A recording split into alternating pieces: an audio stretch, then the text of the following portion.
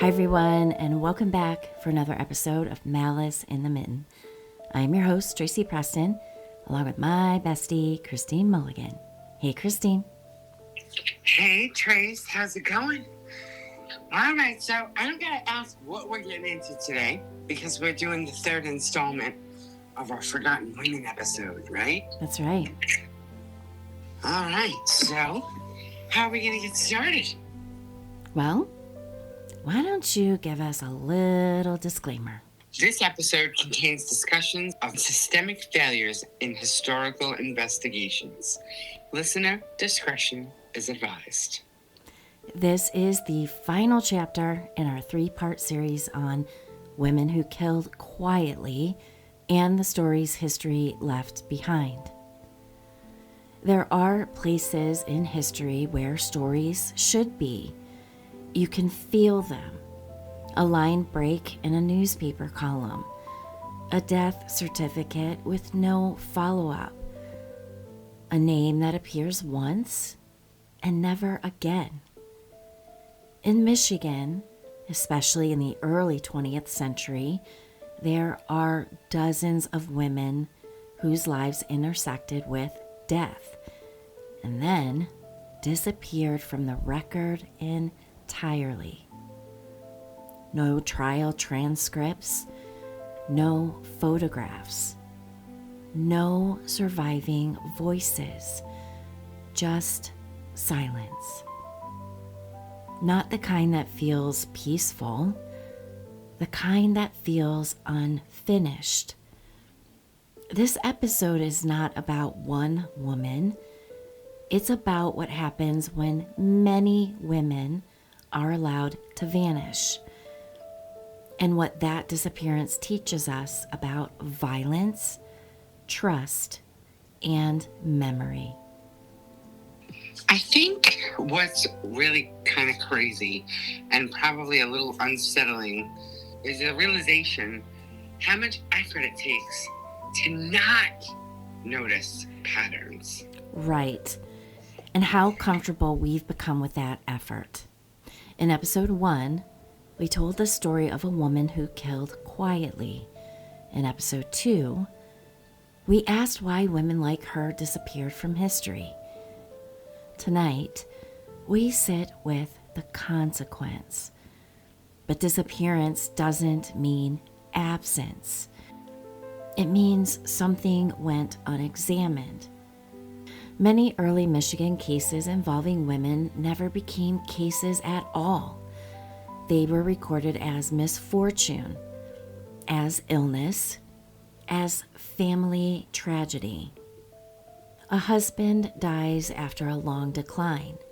A child fails to thrive. An elderly boarder passes quietly in their sleep.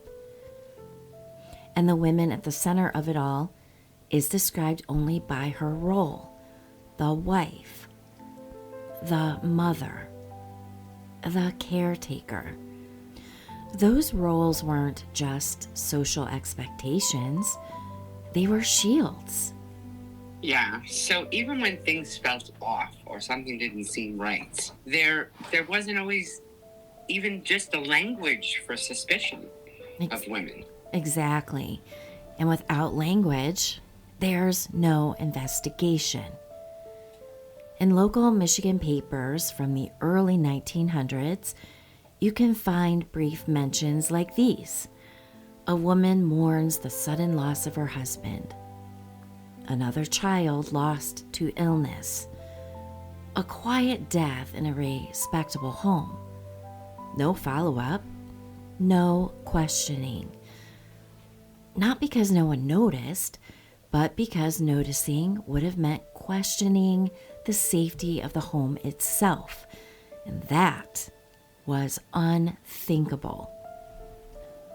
When we fail to name violence, we don't just lose perpetrators, we lose victims. People whose deaths were absorbed into routine, whose suffering didn't register as extraordinary, whose stories ended without acknowledgement. It unfortunately almost feels like they were erased twice. Once during their lifetimes, and again in history, in the memory of it. Yeah, that is exactly what happened. Michigan at the turn of the century was changing fast. We had industrialization, migration, and economic strain. Families were packed into tight living spaces. Medical care was inconsistent, and death was common, which made it easier to overlook. And in that environment, violence that unfolded slowly didn't stand out. It blended in. Think about how many deaths it takes before we call something a pattern. Now think about how many explanations it takes before we stop looking. And the people who died, they didn't get justice or answers. They just became statistics. Or not even that. This trilogy isn't about rewriting history. It's about reading it honestly, about recognizing that violence doesn't always arrive loudly, it doesn't always announce itself, and it doesn't always look like danger. Sometimes it looks like care. Sometimes it looks like routine. And sometimes it looks like a life that simply ended. Remembering these women isn't about fascination. It's about accountability, about asking better questions, about noticing repetition, about refusing to let silence stand in for truth. Because the most dangerous stories aren't the ones we tell too often. They're the ones we never learned how to tell at all. I think what you could take away from this is the reminder that silence is never neutral. Being silent always protects something or someone. And once you see something, you can't unsee it. And history doesn't lose stories by accident. It loses them when silence feels easier than reckoning. And as long as we mistake quiet for harmless, some patterns will keep repeating. Before we close this trilogy, we want to leave you with space, not answers. Because these stories aren't meant to be consumed quickly, they are not meant to be solved, and they are not meant to end cleanly. They're meant to stay with you. As you listened, you may have found yourself thinking about what wasn't said, what wasn't questioned, what was allowed to pass without scrutiny. Now that discomfort matters. It's where understanding begins. And if this series stirred something in you, confusion, anger, sadness, or, like for me, even a little bit of resistance, that doesn't mean that you missed the point. That means that you kind of felt the point. The women of history that murdered, some of them we get clues to, and some of them we never actually even heard about because of society, the way we're made up, the way wives melted into the background most of the time back in the day. They were looked at as caretakers, as cleaners, as the doers of life, that things get, how things get done. But they were never quite actually realized to be the murderers that they were. Exactly. We talk a lot about remembering victims, but remembrance isn't passive. It is a responsibility. It means noticing patterns when they don't announce themselves, questioning explanations that feel too easy, and recognizing that silence often protects someone or something, especially when it feels familiar. Sometimes the most important thing we can do is sit with the questions instead of rushing to any answers. I couldn't agree more. Now, if you choose to carry anything forward from this trilogy, let it be this. Silence is not the absence of violence. It's often the condition that allows it to continue. Now, before we close this trilogy, I want to speak directly to you, not as a narrator, not as a researcher, but as a person. These stories are not easy to tell, and they were not meant to be easy to hear. They ask us to slow down, to sit with discomfort, to question things we're used to accepting without thought. And the fact that you stayed with this series, that you listened closely, thoughtfully, and with care means more than I can put into words. True crime can be loud. It can be sensational. It can rush past the human cost. I try very hard not to do that here.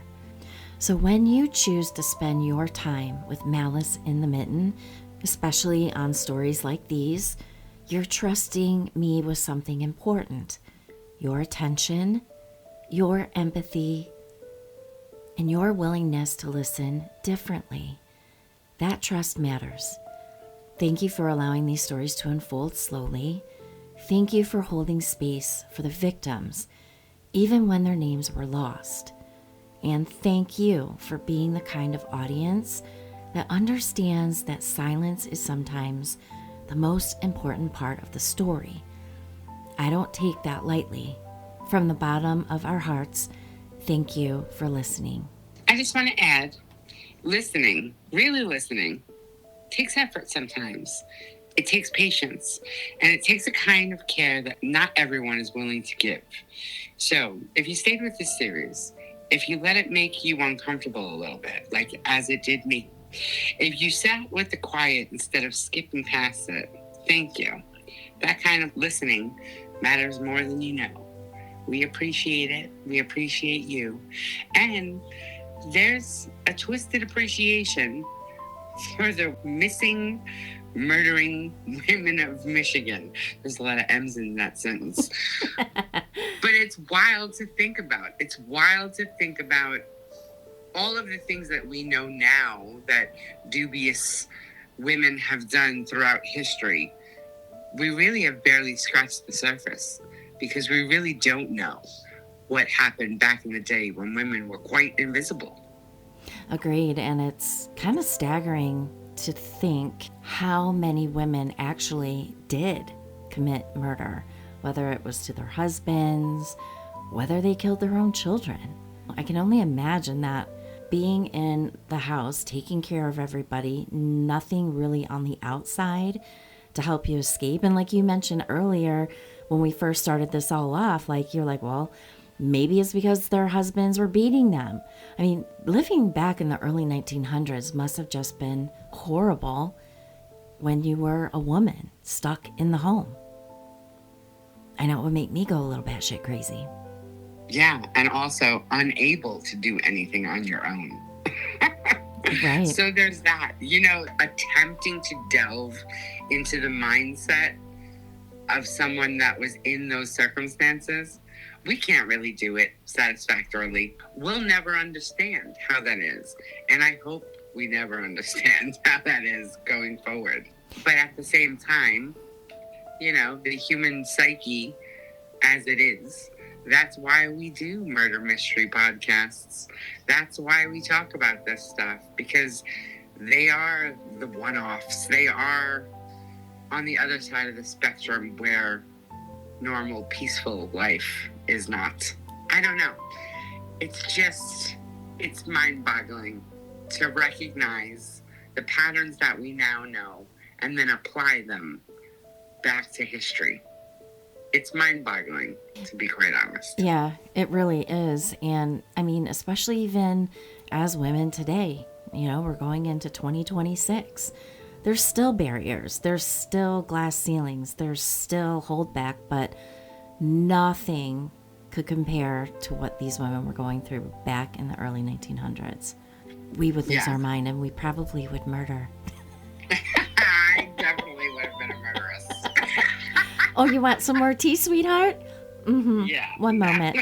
Would have been killing. That's for sure. But the thing is we would have not been remembered, so we could have gotten away with it. Oh, well, thank you, everyone, for listening. As always, we appreciate you so much. Please find us on TikTok and follow us and subscribe and heart and comment. Love to hear, and I love to read all of the comments from people that have started following the show. So thank you so much, everyone. Please keep coming back. We will see you all back on Wednesday for Round Robin. Have a great week, everyone. Bye. Bye.